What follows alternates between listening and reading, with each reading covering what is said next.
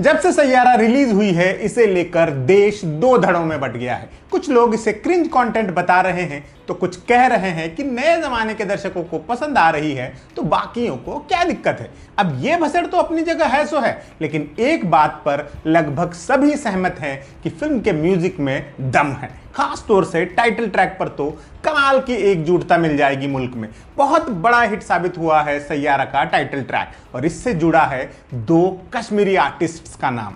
सैयारा न सिर्फ इस साल की सरप्राइज हिट साबित हुई है बल्कि इसने इंडस्ट्री को नया टैलेंट भी इफरात में दिया है। आहान पांडे और अनीत पड्डा की जोड़ी के बारे में तो सब लोग अब तक जान ही चुके हैं। दो और लोग ऐसे हैं जिन्हें इस फिल्म ने बड़ा मंच, बड़ी ऑडियंस और बड़ी कामयाबी दी है। ये हैं फहीम अब्दुल्ला और अरसलान निजामी, दो कश्मीरी लड़के जिनका बनाया गाना इन दिनों पूरा देश गुनगुना रहा है। कह रहा है कि सैयारा तू तो बदला नहीं है, मौसम जरा सा रूठा हुआ है। कौन है ये दोनों, क्या करते रहे हैं अब तक, कैसे मिला इन्हें यशराज जैसे बड़े प्रोडक्शन हाउस की फिल्म में गाना, आइए सब पता किया जाए।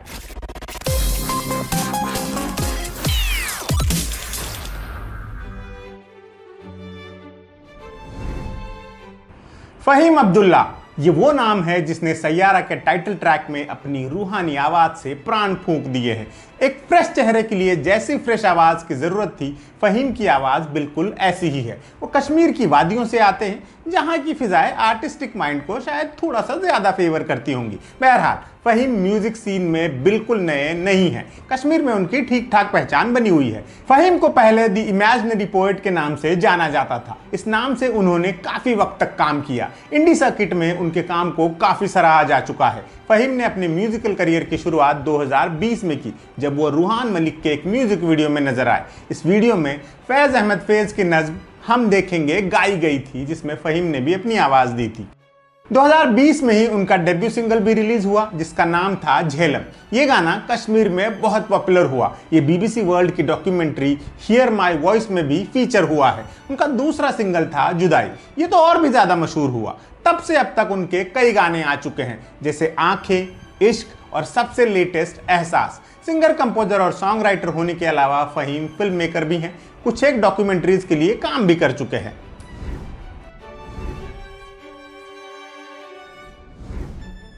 जहां फहीम अपनी आवाज से जादू बिखेरते हैं, वहीं अरसलान निजामी उनका साथ अपने संगीत से देते हैं। अरसलान भी कश्मीर से ही हैं, लेकिन उनका सफर थोड़ा अलग रहा है। वो कोई सीधे संगीत की दुनिया में नहीं आए थे। अरसलान एक सिविल इंजीनियर थे और लेह के पास एक टनल पर काम करते थे। सोचिए, एक तरफ इंजीनियरिंग की दुनिया जहां आंकड़े और स्ट्रक्चर्स होते हैं और दूसरी तरफ संगीत की दुनिया जहां भावनाएं और सुर होते हैं। लेकिन उनके अंदर संगीत की धुन हमेशा से थी। वो गीत लिखते थे, गाते थे और संगीत बनाते थे। वो 2015 से संगीत की दुनिया में हाथ आजमा रहे थे। उन्होंने अपने पिता के साथ मिलकर एक गाना कंपोज भी किया था जो कि 3 साल तक रखा रहा। फिर उनके दोस्त रूहान ने उस गाने को बनाया।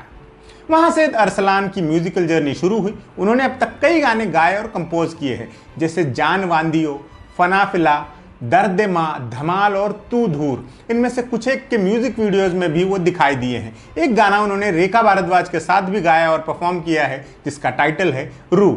आप YouTube पर उनका नाम टाइप करेंगे तो उनके बहुत से गाने दिख जाएंगे आपको।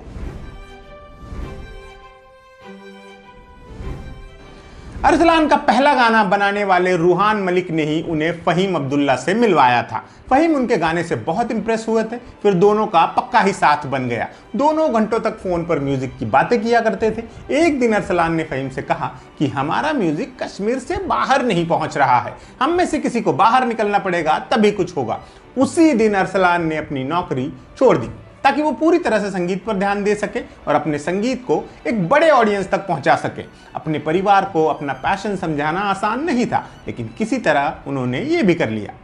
फिर दोनों ने मिलकर अपनी सेविंग्स इकट्ठा की और अपनी किस्मत आजमाने मुंबई की राह पकड़ ली। उनके पास सिर्फ इतना पैसा था कि वो 2 हफ्तों तक मुंबई में रह सके। मुंबई यात्रा के 11वें दिन उनकी मुलाकात तनिष्क बागची से हुई।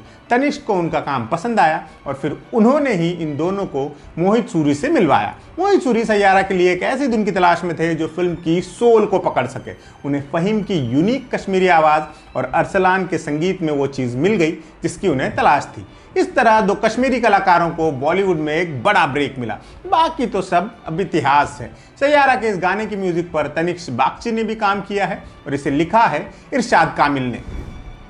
इस गाने ने रिलीज होते ही धमाल मचा दिया है। ये रातों रात चार्ट बस्टर बन गया और हर जगह ट्रेंड करने लगा। फिल्म की बम्पर सक्सेस में इस गाने का बहुत बड़ा हाथ है। सोशल मीडिया पर ऐसे वीडियो वायरल हो रहे हैं जहां लोग इस गाने को सुनकर भावुक हो रहे हैं, रो रहे हैं और भी बहुत कुछ कर रहे हैं, जिसका जिक्र फिर कभी।